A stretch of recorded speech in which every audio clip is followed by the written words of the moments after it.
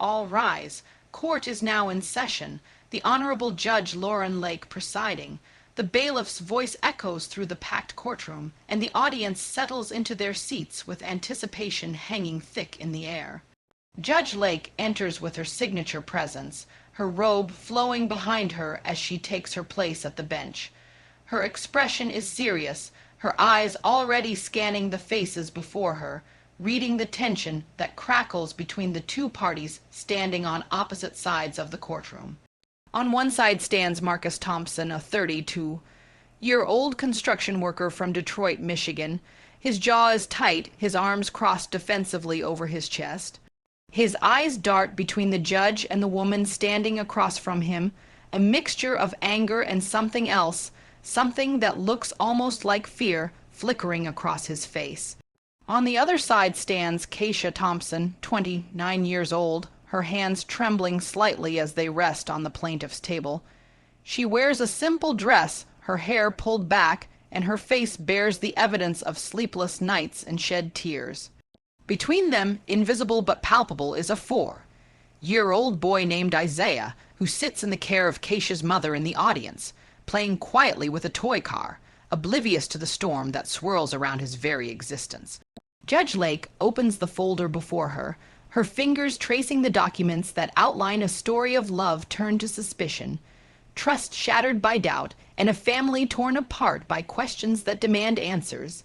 This is the case of Thompson versus Thompson. Keisha Thompson has brought her estranged husband Marcus to court today because he refuses to accept the results of a DNA test that was conducted 6 months ago. A test that, according to the documents before the judge, proves with 99.9% certainty that Marcus Thompson is the biological father of Isaiah Thompson. But Marcus stands firm in his denial, insisting that the test was tampered with, that Keisha manipulated the results, that there is no possible way that child is his. He points across the courtroom at Keisha, his finger shaking with emotion, and declares before God and everyone present that he knows in his heart, in his soul, in the very core of his being, that Isaiah cannot be his son. Keisha's eyes fill with tears immediately, her voice breaking before she even has a chance to speak. She grips the edge of the table and looks directly at Judge Lake, her words tumbling out in a desperate rush. She tells the judge that Marcus is destroying their son's life, that he has abandoned them both based on nothing more than paranoia and the poisonous whispers of his family members who never accepted her from the beginning. She says that Isaiah asks for his daddy every single night, that he cries himself to sleep wondering why his father doesn't come home anymore, why his father doesn't love him anymore. Judge Lake raises her hand, silencing both parties before the argument can escalate further. Her voice is firm but not unkind as she addresses the courtroom.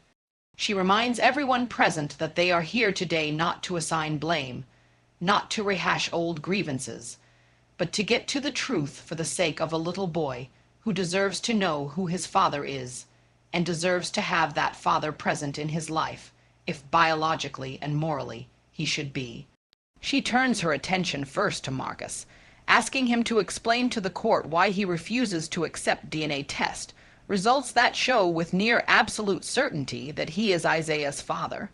Marcus takes a deep breath, his shoulders rising and falling, and when he speaks, his voice is thick with emotion, with conviction, with a pain that seems to run deeper than simple denial.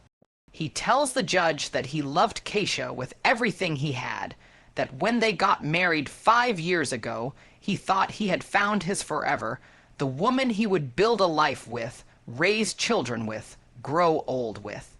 But he says that things changed when Keisha got pregnant, that she became distant, that she spent more and more time with her ex-boyfriend, a man named Darnell, who never quite disappeared from her life the way Marcus needed him to. Marcus's voice rises as he recounts the nights Keisha came home late, the phone calls she took in the other room, the text messages she quickly deleted when he walked into the room. He says that when Isaiah was born, he looked at that baby and he wanted so badly to see himself reflected back. But all he could see was doubt, All he could feel was this gnawing certainty that something wasn't right. His mother pulled him aside at the hospital, he admits, and told him that baby didn't look like anyone in their family, that he needed to protect himself, that he needed to demand a DNA test before he signed any birth certificate. But he didn't listen then, because he loved Keisha, and he wanted to believe her when she swore that he was the only man she had been with. For 4 years, Marcus raised Isaiah as his son. He changed diapers. He walked the floor at 3 in the morning during teething nights. He taught the boy to throw a baseball. He was there for first words and first steps. But the doubt never left him, he says, and it grew like a cancer inside his chest until 6 months ago when he finally demanded a DNA test. And when that test came back saying he was the father, he says he knew immediately that something was wrong, that the test had been compromised somehow, that Keisha had found a way to manipulate the results because she needed his financial support. She needed his name on that birth certificate. She needed to trap him into a life that was built on a lie. Judge Lake listens intently, her expression unreadable, her hands folded on the bench before her. When Marcus finishes speaking, his chest heaving with the effort of holding back tears, the judge turns her attention to Keisha and asks her to respond to these allegations. Keisha wipes at her eyes with the back of her hand, her voice shaking but growing stronger as she speaks. She tells the judge that everything Marcus just said is a distortion of the truth, a narrative constructed by his family members who have hated her from the moment Marcus brought her home to meet them. She admits that yes, she remained friends with Darnell after she and Marcus started dating, but she swears on everything she holds sacred that their relationship was never anything more than friendship after she committed to Marcus. She says that Marcus's mother planted seeds of doubt from the very beginning, questioning whether Keisha was good enough for her son, whether she came from the right kind of family, whether she could be trusted. When Keisha got pregnant, she was overjoyed. She tells the court, her voice cracking with emotion. She thought Marcus would be too, but instead he became paranoid and controlling, demanding to know where she was every moment of every day, accusing her of infidelity based on nothing more than his mother's suspicious mind, poisoning his own. Keisha describes the day Isaiah was born as both the happiest and most heartbreaking day of her life. She held her son in her arms and looked into his eyes and felt love deeper than anything she had ever known. But when she looked at Marcus, she saw hesitation and doubt clouding what should have been a moment of pure joy. She says she begged him to hold his son, to bond with him, to let go of the unfounded suspicions that were eating away at their marriage. For 4 years she watched Marcus struggle between loving Isaiah and doubting him, and it broke her heart every single day.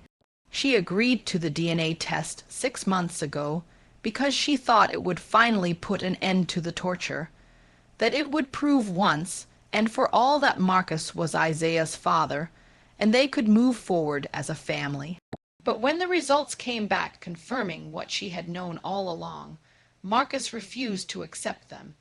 He accused her of doctoring the test, of bribing the lab technician, of conspiring with Darnell to create fake results. He moved out of their home the next day and has barely spoken to Isaiah since. Keisha's voice breaks completely as she tells the judge that their son doesn't understand why his daddy doesn't live with them anymore, why his daddy doesn't come to his preschool events, why his daddy doesn't tuck him in at night anymore.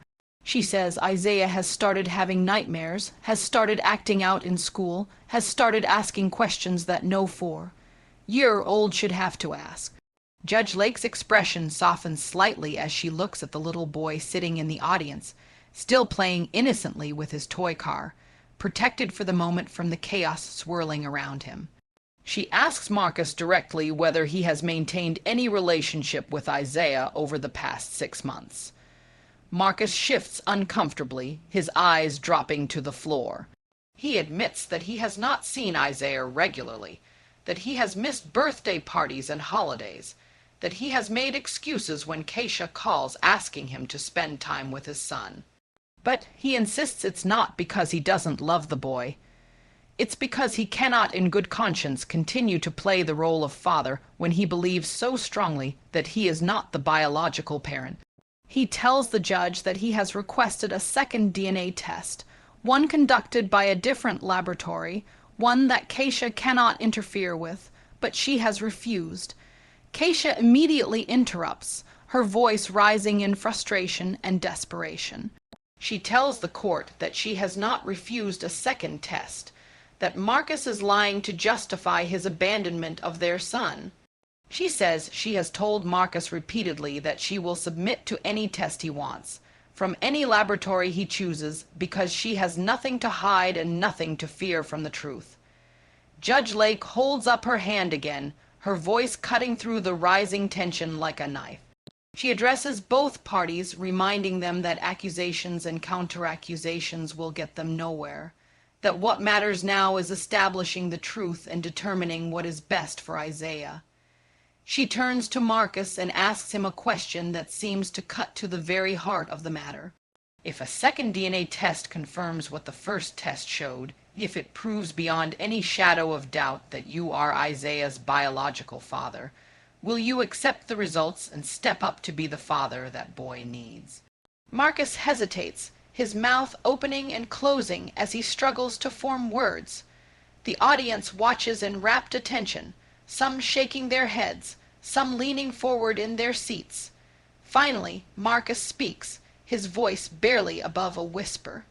He says he doesn't know, that he's been living with this doubt for so long that he doesn't know if he can ever trust Keisha again. Doesn't know if he can ever look at Isaiah without seeing all the pain and suspicion that has poisoned the past 4 years. Judge Lake's eyes narrow slightly, her disappointment evident in the tightness around her mouth. She tells Marcus that his feelings, while understandable, are not an excuse to abandon a child who may very well be his son, a child who has done nothing wrong, a child who deserves a father's love regardless of the circumstances of his birth. The judge turns her attention to the evidence presented in the case file. She holds up the original DNA test results, the document that started this entire conflict 6 months ago. She reads aloud the findings, her voice clear and authoritative. The test was conducted by Aku Gene Laboratories, a nationally recognized facility with an impeccable reputation for accuracy and integrity. The results state unequivocally that Marcus Thompson cannot be excluded as the biological father of Isaiah Thompson, with a probability of paternity at 99.99%. Judge Lake looks up from the document and addresses Marcus directly. She asks him what specific evidence he has that this test was tampered with or manipulated in any way. Marcus fumbles for words, his confidence seeming to waver under the judge's direct questioning. He says that he just knows something isn't right, that his instincts are telling him the results cannot be accurate. The judge presses him further, asking whether he has any proof of misconduct by the laboratory, any evidence that Keisha had access to the samples, any documentation of irregularities in the testing process. Marcus admits that he does not have concrete proof, but he insists that his doubts are valid, that his feelings should matter, that he cannot be expected to simply accept results that contradict everything he believes to be true in his heart. Judge Lake sets the document down carefully, her expression thoughtful and measured. She tells Marcus that while she understands that emotions run high in cases involving paternity and infidelity, the legal system cannot operate on feelings and instincts alone.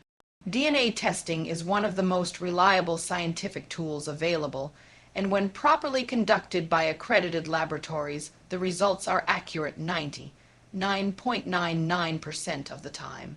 She asks him whether he understands that his refusal to accept scientific evidence is causing real, measurable harm to his son, whether he recognizes that every day he spends away from Isaiah is a day that child loses, a day that can never be recovered. Marcus's eyes fill with tears, and for the first time the anger seems to drain from his face, replaced by something rawer, something more vulnerable. He tells the judge that he is terrified, that he is scared of being made a fool, scared of raising another man's child, scared of the pain that will come if he opens his heart fully to Isaiah, only to discover later that his worst fears were true all along. His voice breaks as he admits that maybe he is being selfish, maybe he is letting his pride and his ego get in the way of what's right, but he doesn't know how to let go of the doubt that has consumed him for so long. Keisha is crying openly now, her shoulders shaking as she listens to Marcus's confession. She steps forward slightly, her voice pleading and desperate. She tells Marcus that she understands his fear, that she knows his family has poisoned his mind against her, but she begs him to think about Isaiah, to think about the little boy who loves him unconditionally, who doesn't care about DNA tests or percentages or probabilities. She tells him that Isaiah just wants his daddy, that he just wants to play catch in the backyard and have Marcus read him bedtime stories and feel safe and love the way every child deserves to feel. She says that Marcus is the only father Isaiah has ever known, and whether or not the blood in their veins matches, that bond is real and it matters and it is worth fighting for. She tells the court that she has been faithful to Marcus throughout their entire relationship, that she has never been intimate with Darnell or any other man since the day she committed to Marcus. She swears this on her son's life, on her own life, on everything she holds sacred. She says that if Marcus refuses to accept the DNA test results from a coup gene, she is willing to take another test right here, right now, from any laboratory the court deems appropriate, because she has nothing to hide and she is desperate to save what's left of her family. Judge Lake considers Keisha's words carefully, her gaze moving between the two parties standing before her. She tells Keisha that her willingness to submit to additional testing is noted and appreciated, but she also reminds her that a second test should not be necessary given the reliability of the first.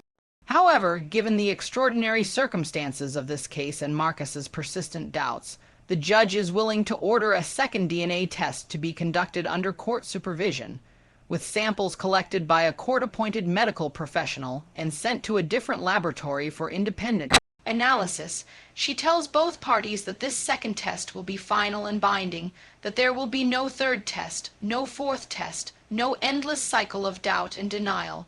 When the results come back, both Marcus and Keisha will be required to accept them and move forward accordingly. The judge warns Marcus that if the second test confirms what the first test showed, he will be held legally and financially responsible for Isaiah, and moreover, he will have to live with the knowledge that he abandoned his son during a critical period of his development based on unfounded suspicions and family prejudice. Marcus nods slowly, his face pale, but his jaw set with determination. He tells the judge that he is willing to take the second test, that he needs this closure one way or another, that he needs to know the truth so he can figure out how to move forward with his life. The courtroom takes a brief recess while arrangements are made for the DNA samples to be collected. During this time, the audience murmurs among themselves, some expressing sympathy for Keisha, others suggesting that Marcus has a right to be certain before committing to fatherhood, still others arguing that he should have accepted the first test results and moved on. When court reconvenes, Judge Lake addresses a new aspect of the case that has emerged from the testimony and evidence. She asks Marcus about his relationship with his mother, Gloria Thompson, who is present in the courtroom today sitting in the front row behind Marcus. Gloria is a stern-looking woman in her mid-50s, her arms crossed, her expression disapproving as she watches Keisha. Judge Lake asks Marcus whether his mother has influenced his decision to reject the DNA test results, whether her opinions about Keisha have played a role in his doubts about Isaiah's paternity. Marcus hesitates, clearly uncomfortable with the question. He admits that his mother has never been fond of Keisha, that she believed from the beginning that Keisha came from a troubled background and was not good enough for her son. He says his mother pointed out perceived physical differences between Isaiah and the Thompson family, suggesting that the boy's features did not match those of his supposed father and paternal relatives. Gloria Thompson stands suddenly from her seat in the audience, her voice ringing out before the bailiff can stop her. She declares that she is only trying to protect her son from a woman who trapped him with a pregnancy that may not even be his. A woman who has a history with another man that she never fully severed. Judge Lake firmly instructs Gloria to sit down and remain silent unless called upon to testify, reminding her that outbursts in the courtroom are not permitted and will result in her removal. Gloria reluctantly sits, but her expression remains defiant and hostile. Judge Lake turns back to Marcus and tells him something that seems to strike at the very core of the situation. She says that a mother's protective instincts are natural and understandable, but when those instincts turn into interference in an adult child's marriage and family life, they become destructive rather than helpful. She asks Marcus whether he believes his mother's opinions have clouded his judgment, whether he has allowed her doubts to become his own without sufficient evidence to support them. Marcus looks back at his mother, then at Keisha, then at the judge. His eyes are red, rimmed and exhausted, and when he speaks, his voice is filled with confusion and pain. He admits that he doesn't know anymore what he believes versus what he's been told to believe, that the lines have become so blurred over the years that he can't separate his own instincts from his mother's influence. Judge Lake nods slowly, her expression grave. She tells Marcus that this is precisely the problem, that he has allowed outside voices to infiltrate his marriage and his relationship with his son, to the point where he can no longer trust his own judgment or his own heart. She reminds him that when he married Keisha, he made a vow to forsake all others and cleave to his wife, to build a life with her separate from his parents, to make decisions as a unit rather than as an extension of his family of origin. She tells him that his failure to establish appropriate boundaries with his mother has contributed significantly to the situation they find themselves in today. She turns to Keisha and asks her about her relationship with Gloria Thompson. Keisha takes a shaky breath and tells the judge that Gloria has been hostile toward her from their very first meeting, that she made it clear Keisha was not welcome in the Thompson family. She describes incidents where Gloria undermined her parenting decisions, criticized her housekeeping, questioned her fidelity, and generally made her feel inadequate and unwelcome. When Isaiah was born, Keisha says, Gloria's hostility intensified rather than softening the way she had hoped it might. Instead of welcoming her grandson with joy and love, Gloria immediately began pointing out supposed discrepancies in his appearance, planting seeds of doubt in Marcus's mind at a time when they should have been bonding as a new family. Keisha's voice grows stronger as she continues, fueled by years of suppressed frustration and hurt. She tells the judge that she tried everything to win Gloria's approval and acceptance. She invited her to holidays, she sent her pictures of Isaiah. She attempted to include her in important milestones and decisions. But nothing was ever good enough, and eventually Keisha realized that Gloria had decided before even meeting her that she was not the right woman for Marcus, and no amount of effort or proof would change her mind. She says that Gloria's interference in their marriage created a wedge between her and Marcus that grew wider with each passing year, until finally it became an unbridgeable chasm that destroyed their relationship and their family. Judge Lake listens to all of this with a deeply troubled expression. She asks Keisha whether she believes their marriage could have survived without Gloria's interference, whether the relationship might have had a chance if Marcus had established firmer boundaries with his mother. Keisha hesitates, then says honestly that she doesn't know, that there were other problems in their marriage beyond Gloria's influence, but she believes the constant external pressure and criticism made it impossible for them to work through their issues as a couple the way healthy marriages require. Judge Lake decides it is time to hear directly from Gloria Thompson, and she calls her to the witness stand. Gloria approaches with her head held high, her posture defensive, her eyes darting between the judge and Keisha with poorly concealed hostility. Judge Lake asks her to explain her objections to Keisha and her reasons for doubting Isaiah's paternity. Gloria launches into a passionate defense of her position, explaining that she raised Marcus to be a good man, a responsible man, A man who would not be taken advantage of by women looking for financial security, or a father for children that might not be his. She says that from the moment she met Keisha, she noticed red flags that her son was too blinded by infatuation to see. Keisha had a child from a previous relationship who was being raised by his father, Gloria points out, which she believes demonstrates questionable character and poor decision-making. When Keisha became pregnant with Isaiah, Gloria says she immediately became suspicious because the timeline seemed suspicious, though she cannot articulate exactly why beyond a feeling that something was off.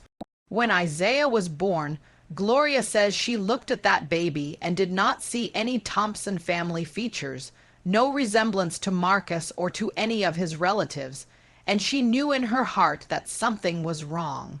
Judge Lake interrupts Gloria's testimony to ask a pointed question. She wants to know whether Gloria has any actual evidence of infidelity on Keisha's part, any concrete proof that she was involved with another man during her marriage to Marcus. Gloria admits that she does not have direct evidence, but she insists that a mother knows these things, that intuition is a powerful tool, and that her intuition has been screaming at her for 5 years that Keisha was not faithful, and Isaiah is not her grandson.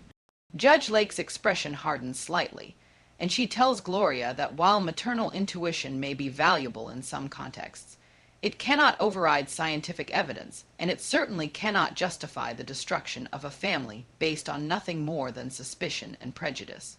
She asks Gloria whether she has considered the harm her interference has caused, whether she has thought about how her actions have affected not just Keisha, but also Marcus and especially Isaiah.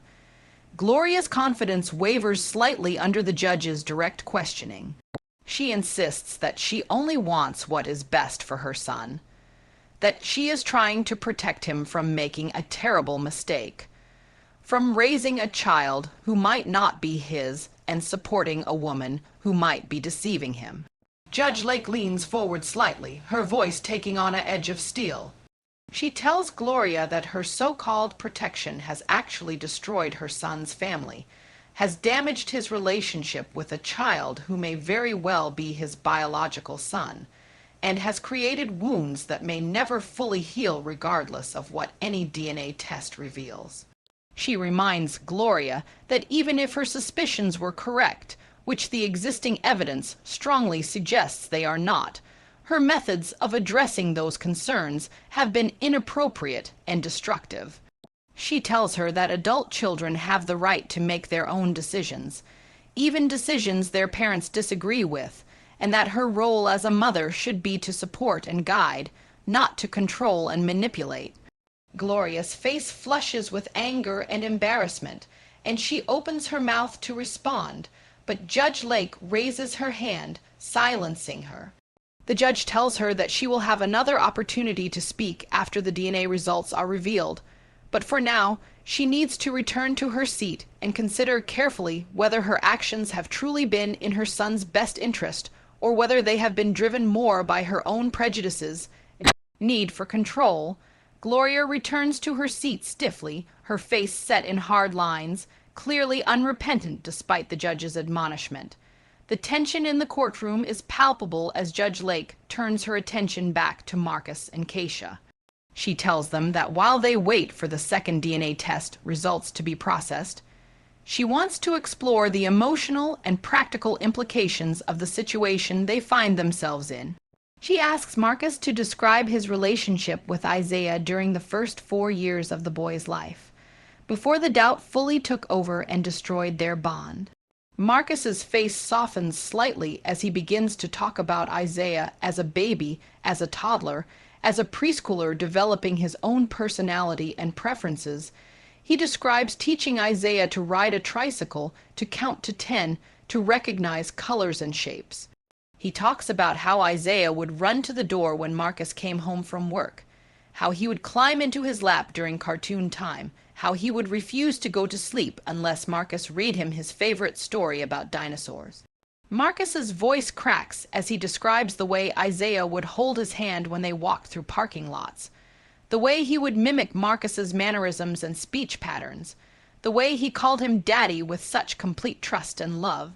As Marcus speaks, tears begin to stream down his face, and he makes no effort to wipe them away.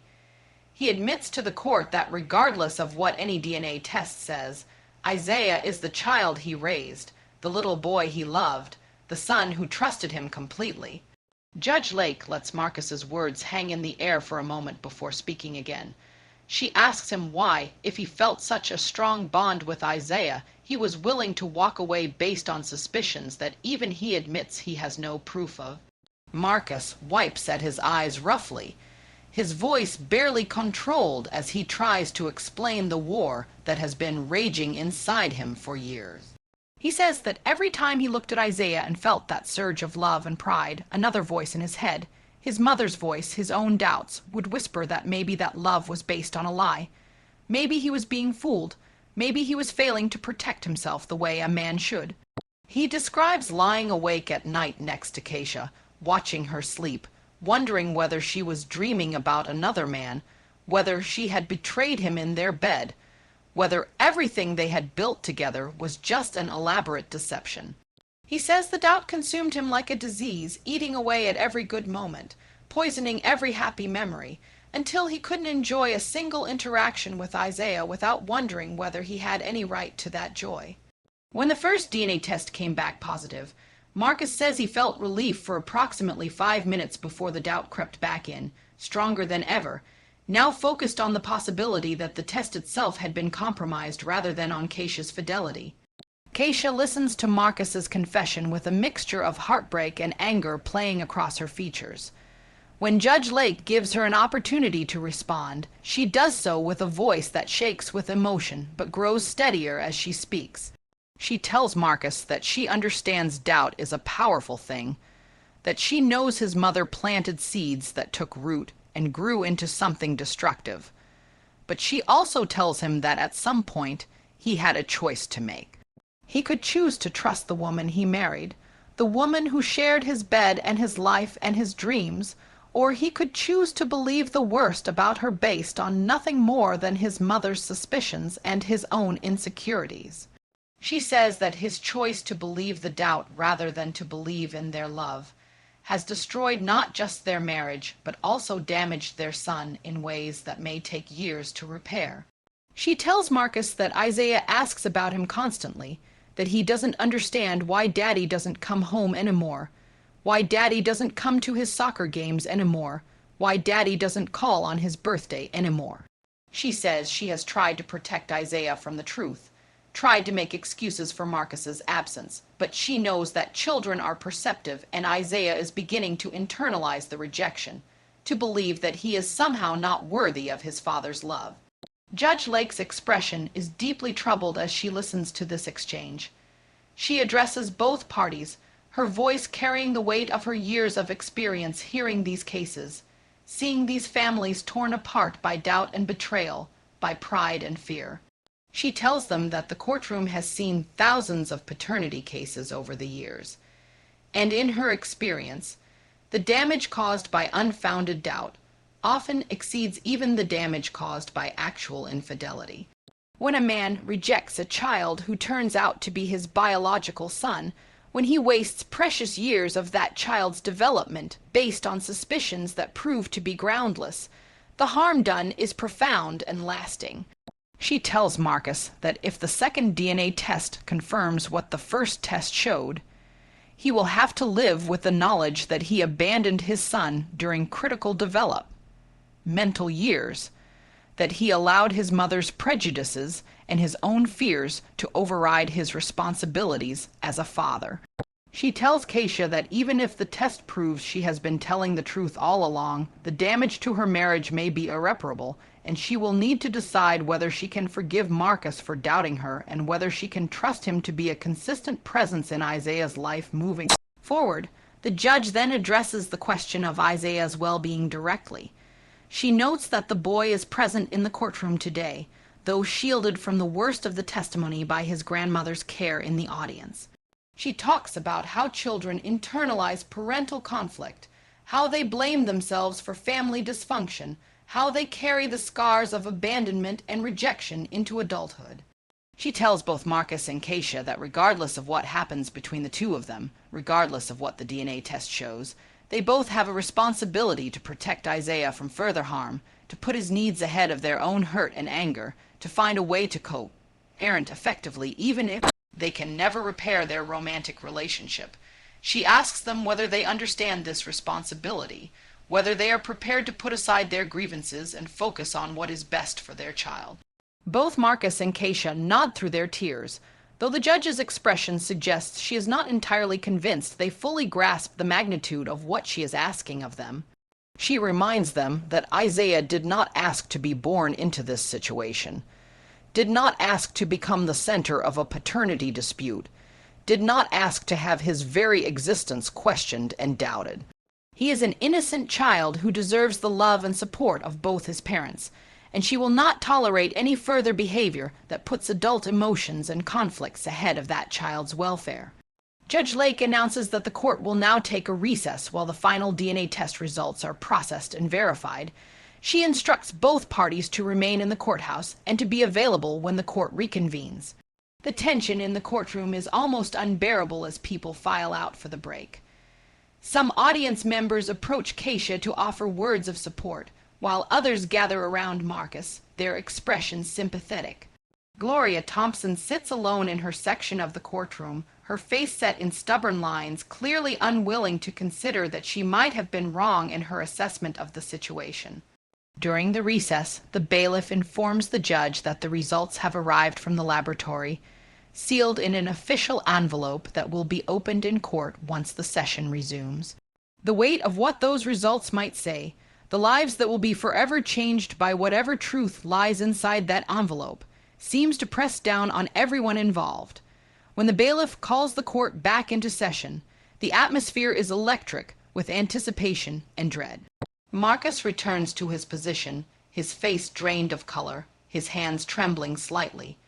Keisha stands across from him, her jaw set with determination, but her eyes revealing the fear underneath.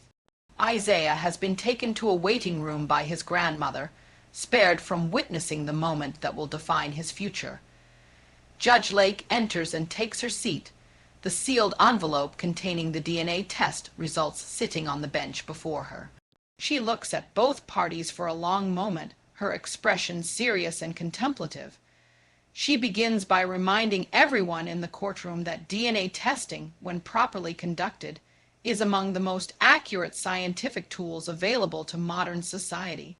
The test that was conducted under court supervision, with samples collected by a court-appointed medical professional and analyzed by an independent laboratory with no connection to either party, represents the absolute truth of biological paternity.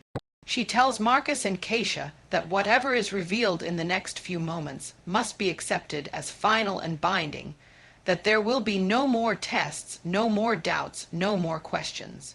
She asks them both whether they understand and accept this, and both nod their agreement, though Marcus's nod is considerably less certain than Keisha's. Judge Lake picks up the envelope, her fingers tracing the seal, and for a moment the entire courtroom seems to hold its breath. She opens the envelope slowly, deliberately, extracting the document inside. Her eyes scan the results, her expression revealing nothing. The silence stretches out, becoming almost painful in its intensity. Finally, Judge Lake looks up, her gaze moving between Marcus and Keisha before settling on Marcus with particular intensity. The judge begins to read the results aloud, her voice clear and authoritative, each word dropping into the silence like a stone into still water. In the case of Thompson versus Thompson, regarding the paternity of Isaiah Marcus Thompson, the court-ordered DNA test has been completed and analyzed. Marcus James Thompson submitted his DNA sample for testing on the date specified by this court. Isaiah Marcus Thompson's DNA sample was collected under direct supervision and chain of custody was maintained throughout the testing process. The laboratory analyzed 13 genetic markers common to both samples and compared them to establish biological relationship. Judge Lake pauses, her eyes still on the document, and the tension in the courtroom reaches a breaking point. She continues reading. Based on the genetic analysis completed, Marcus James Thompson cannot be excluded as the biological father of Isaiah Marcus Thompson. The probability of paternity is 99.999%. In other words, Marcus Thompson, you are the biological father of Isaiah Thompson. The results confirm what the previous test indicated. You are this child's father. There is no doubt, no uncertainty, no room for speculation. The science is absolute, and the truth is now established beyond any question. The courtroom erupts in a mixture of gasps, murmurs, and scattered applause from those who supported Keisha throughout the proceedings. Keisha's face crumples as she breaks down completely, her body shaking with sobs that contain relief and heartbreak in equal measure. Marcus stands frozen, his mouth slightly open, his eyes wide with shock. The color drains completely from his face, and for a moment it appears he might collapse. He grips the edge of the table in front of him, his knuckles turning white with the pressure. Gloria Thompson in the audience has gone completely still, her face registering shock and something that might be the beginning of regret, though her expression quickly hardens back into defensiveness. Judge Lake allows the initial reaction to run its course before she raises her hand for silence. She looks directly at Marcus, her expression stern but not without compassion. She asks him what he has to say now that the truth has been established beyond any doubt. Now that he knows with scientific certainty that the child he has been rejecting for the past 6 months is indeed his biological son. Marcus's mouth works soundlessly for several seconds before he can form words. When he finally speaks, his voice is barely above a whisper, choked with emotion and what sounds like the beginning of devastating regret. He says he doesn't know what to say, that he was so certain he couldn't be the father, that he was so convinced the first test had been wrong, that he allowed his doubts to override everything else.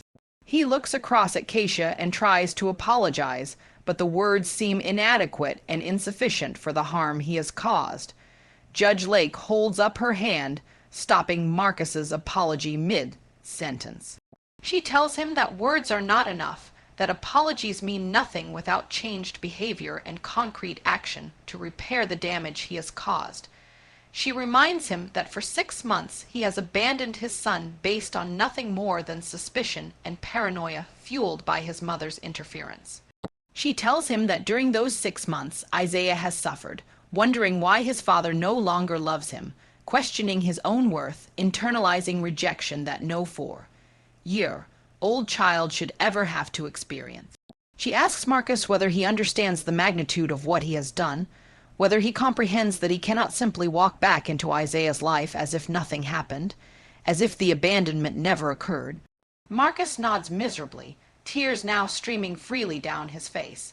He tells the judge that he knows he has made a terrible mistake, that he has allowed his insecurities and his mother's influence to destroy the most important relationship in his life. He says he wants to make it right, wants to be a father to Isaiah, wants to rebuild what he has torn down.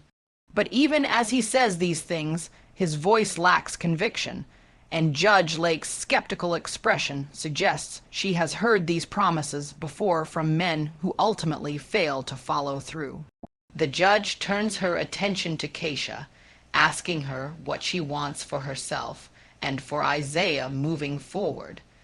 Keisha wipes at her eyes, struggling to compose herself enough to speak coherently. She tells the judge that she wants Marcus to be a father to Isaiah, that despite everything that has happened, she knows Isaiah loves his father and needs him in his life. But she also says that she cannot and will not continue to subject herself and her son to Marcus's doubts and his mother's interference. She says that if Marcus wants to be part of Isaiah's life, he needs to commit fully and completely. He needs to establish firm boundaries with Gloria, and he needs to show up consistently and reliably, not just when it's convenient or when his guilt overwhelms him. She says she is willing to work with Marcus on a co-parenting arrangement, but she makes it clear that their romantic relationship is over, that the trust has been shattered beyond repair, and that she needs to protect herself and her son from further heartbreak. Judge Lake nods approvingly at Keisha's strength and clarity. She tells her that she is making a wise decision in prioritizing her own well-being and her son's stability over trying to salvage a marriage that has been poisoned by doubt and outside interference. The judge then addresses Gloria Thompson directly, calling her to stand and face the bench. Gloria rises slowly, her expression defensive and uncertain. Judge Lake's voice is cold and cutting as she speaks. She tells Gloria that her interference in her son's marriage has contributed directly to the destruction of his family and has caused immeasurable harm to her grandson. She says that Gloria's unfounded suspicions and prejudices against Keisha have been proven completely wrong by scientific evidence, and yet Gloria's influence was powerful enough to convince Marcus to reject his own son. The judge asks Gloria whether she feels any remorse for her actions, whether she understands the pain she has caused. Gloria's face flushes with anger and embarrassment, and she attempts to defend herself, saying she was only trying to protect her son. Judge Lake cuts her off sharply, telling her that protection does not look like destroying a family, that a mother's love does not justify tearing a child away from his father. She tells Gloria that moving forward, if she wants any relationship with her grandson, she will need to acknowledge the harm she has caused, apologize to Keisha, and demonstrate through consistent action that she can respect appropriate boundaries. She warns Gloria that if she continues to interfere in Marcus's relationship with his son, or continues to treat Keisha with hostility, the court can and will issue orders restricting her access to Isaiah for the child's protection. Gloria sits back down heavily, her face a mixture of shock, anger, and something that might be the beginning of shame, though she remains largely unrepentant. Judge Lake returns her focus to Marcus, her expression grave and deeply serious. She tells him that he is at a crossroads in his life, that the decisions he makes in the coming days and weeks will determine not only his relationship with his son, but also the kind of man he will be for the rest of his life. She says that Isaiah is 4 years old, a critical age for development and attachment, and that Marcus has already missed 6 months of that precious time based on his inability to accept reality.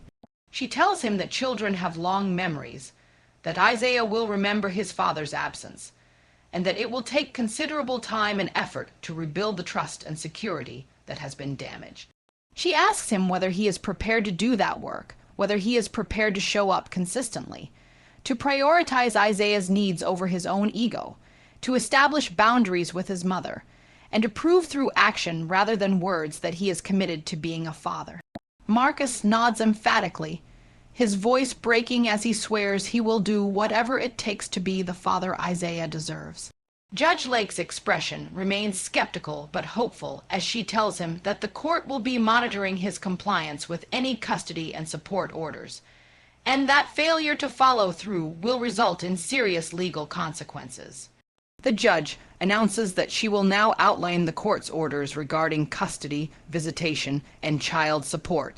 She orders that Marcus will begin supervised visitation with Isaiah immediately, with supervision provided by a court-approved social worker who will monitor their interactions and help facilitate the rebuilding of their relationship. She says that Marcus must attend parenting classes and family therapy sessions to address the damage that has been done and to learn appropriate strategies for reconnecting with his son. She orders that after a period of successful supervised visitation, Marcus will be granted increasing amounts of time with Isaiah, eventually working toward a standard custody arrangement if the rebuilding process goes well, and if Isaiah responds positively to his father's re-entry into his life. The judge makes it clear that Isaiah's well-being and emotional health are the paramount concerns, and that Marcus's rights as a father are secondary to the child's needs. She orders that Gloria Thompson is not to be present during Marcus's visitation time with Isaiah for a period of at least 6 months, or until such time as she demonstrates genuine remorse for her actions and a willingness to respect appropriate boundaries and treat Keisha with dignity. The judge notes that while grandparents have an important role to play in children's lives, Toxic relationships must be managed carefully to protect the child from further harm.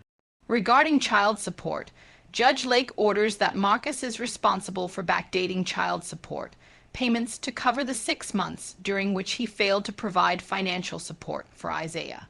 She calculates a monthly child support amount based on Marcus's income and the state guidelines, and she makes it clear that this is not optional or negotiable, that Marcus's biological relationship to Isaiah has been established beyond doubt, and with that biological relationship comes legal and financial responsibility.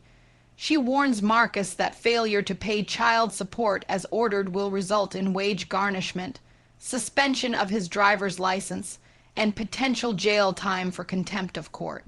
She tells him that being a father is not just about showing up for the good times and the easy moments. It is about taking responsibility for another human being's well-being, day in and day out, regardless of how he feels about the child's mother or about his own mistakes. Marcus nods his understanding, his face showing the weight of these responsibilities settling on his shoulders, perhaps for the first time with full clarity. The judge then addresses Keisha regarding her responsibilities moving forward. She commends Keisha for her strength and her commitment to protecting her son. But she also reminds her that she cannot allow her hurt and anger toward Marcus to interfere with Isaiah's relationship with his father, if Marcus proves himself willing and able to step up to his responsibility. She tells Keisha that children need both parents when possible, and that she must not bad-mouth Marcus to Isaiah or attempt to turn the child against his father, regardless of how justified her anger might be. Judge Lake takes a moment to compose her thoughts before delivering what is clearly going to be the emotional conclusion to this case. She looks first at Marcus, then at Keisha, then lets her gaze sweep across the entire courtroom, including the audience members who have been watching this drama unfold. She begins to speak about the nature of family, about the meaning of fatherhood, about the responsibility that comes with bringing a child into the world. She says that DNA testing has revolutionized family law and has given us the ability to answer questions that previous generations could only speculate about, but that scientific certainty does not automatically heal broken relationships or repair damaged trust.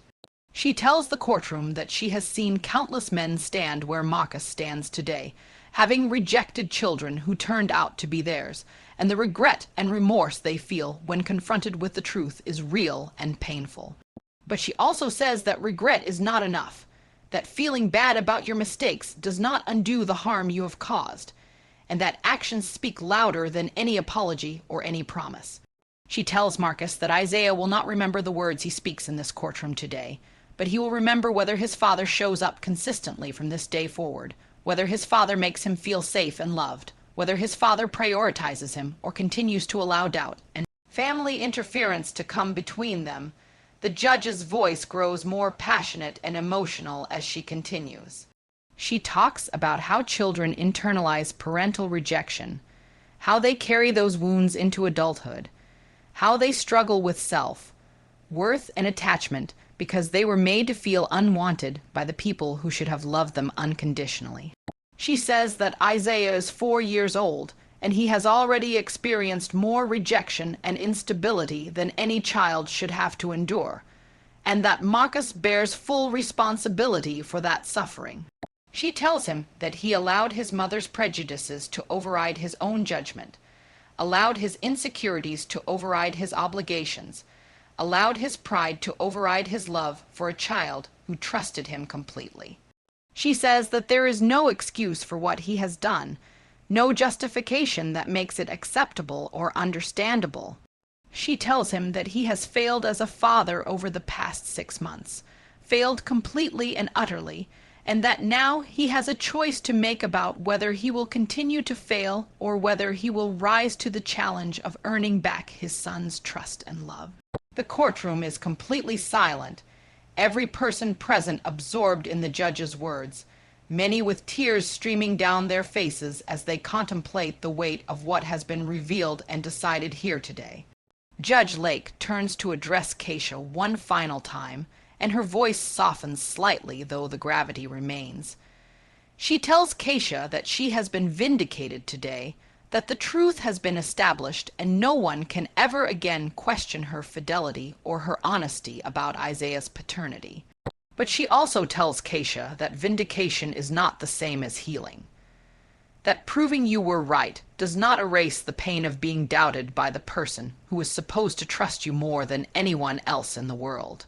She says that Keisha will need to find a way to process her anger and hurt so that it does not poison her going forward, so that she can co-parent effectively with Marcus if he proves himself capable, and so that she can eventually open her heart to trust again when the time is right.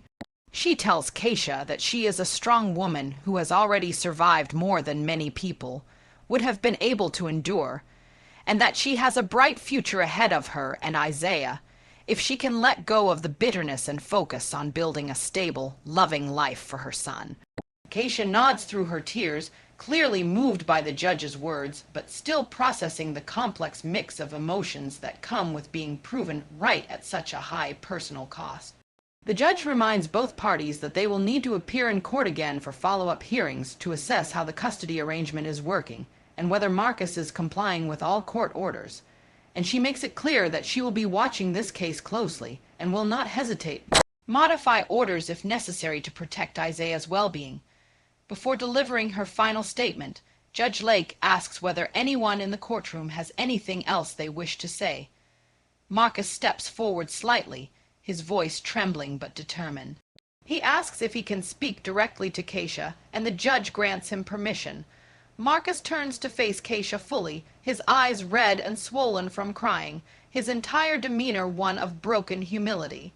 He tells her that he knows his apology means nothing after everything he has put her through, but he wants her to know that he recognizes the pain he has caused and the trust he has destroyed.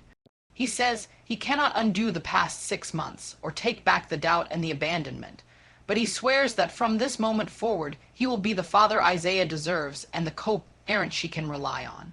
He asks for her forgiveness, not expecting to receive it, but needing to ask anyway. Keisha looks at him for a long moment, her expression a complicated mixture of emotions that is impossible to fully read. Finally, she speaks, her voice quiet but steady. She tells Marcus that she does not forgive him, not yet, that forgiveness will take time and will require him to prove through consistent action that he has truly changed. But she says she is willing to give him that opportunity for Isaiah's sake, that she will support his efforts to rebuild his relationship with their son as long as he shows up and follows through on his commitments. She tells him that she hopes he understands the gift he has been given, the second chance that many men never receive, and that he had better not waste it. Judge Lake nods approvingly at this exchange, clearly pleased that both parties seem to understand the gravity of the situation and the work that lies ahead. She delivers her final statement to the courtroom, and her words carry the weight of years of wisdom and experience. She says that paternity cases are never really about DNA percentages or scientific certainty. They are about family and responsibility and the kind of world we want to create for our children. She says that when adults allow pride, prejudice, insecurity, and outside interference to override their obligations to their children, everyone suffers, but the children suffer most of all. She tells the courtroom that if there is any lesson to be learned from the case of Thompson versus Thompson, it is that trust is the foundation of any relationship, that doubt unchecked becomes poison that destroys everything it touches, and that we must all be willing to put children's needs ahead of our own egos and emotions. She looks directly into the camera, knowing that thousands or perhaps millions of people will watch this case unfold on television or online, and she asks them a question that resonates with profound moral weight. If you were in this courtroom today, if you were sitting in judgment not just of Marcus and Keisha, but of yourself and your own relationships and choices, what decision would you make? Would you allow doubt to destroy your family? Would you put your trust in scientific evidence or in unfounded suspicions? Would you have the courage to admit when you are wrong and to do the hard work of rebuilding what you have broken? She lets these questions hang in the air, unanswered but deeply powerful in their implication. Judge Lake delivers her final order, declaring that the court has made its decision based on the evidence presented and the best interests of Isaiah Thompson, and that all parties are bound by the orders issued here today. She reminds everyone that failure to comply with court orders will result in serious legal consequences, including fines, loss of custody or visitation rights, and potential incarceration. She tells Marcus that he has been given a second chance that many men would never receive, and that he had better not squander it through continued doubt, continued interference from his mother, or continued failure to prioritize his son. She tells Keisha that she has the court's support and protection, and that if Marcus fails to comply with orders or if he causes further emotional harm to Isaiah, she should not hesitate to return to court for modification of the custody arrangement. She tells Gloria Thompson that her behavior has been noted by the court and that she is on notice that continued interference will not be tolerated. Finally, the judge addresses the issue of Isaiah's future directly. She says that this little boy deserves stability, love, consistency, and security. He deserves to grow up knowing that both his parents love him, that his existence is not a matter of debate or doubt, that he has value simply by being who he is. She says that Marcus and Keisha both have the power to give Isaiah that future, or to deny it to him, through their actions in the coming months and years. She expresses her hope that they will choose wisely, that they will put their child first, and that when Isaiah grows up, he will remember not the doubt and the courtroom drama, but the love and commitment that both his parents ultimately showed him. As the judge prepares to adjourn the court, there is a sense of both resolution and uncertainty hanging over the courtroom. The DNA question has been answered definitively. The truth has been established beyond any doubt, but the emotional wounds run deep and the path forward remains unclear. Marcus stands with his head bowed, the weight of his mistakes pressing down on him visibly. Keisha stands tall despite her tears, vindicated but not victorious, aware that the real work of parenting and protecting her son is just beginning. Gloria Thompson sits in the audience, her face a mask of complicated emotions, perhaps beginning to understand the damage her interference has caused. And somewhere in a waiting room, Isaiah plays with his toy car, still innocent and unaware of the legal proceedings that have just determined the course of his future. Judge Lake brings down her gavel with a firm, decisive sound that echoes through the courtroom. Court is adjourned. The audience begins to disperse, some approaching Keisha to offer support, others watching Marcus as he stands alone at his table, trying to process everything that has just happened. The cameras capture it all, preserving this moment of truth and consequences for viewers around the world who will watch and judge and perhaps see reflections of their own families and choices in the story of Thompson versus Thompson. As the courtroom slowly empties, one thing remains absolutely clear. DNA testing can establish biological truth, but it cannot heal broken relationships, cannot undo abandonment, and cannot guarantee that families torn apart by doubt will find their way back together. That work belongs to the people involved, and only time will tell whether Marcus Thompson will prove himself worthy of the second chance he has been given, whether Isaiah will heal from the wounds of rejection, and whether this family can find peace despite everything that has transpired in this courtroom today.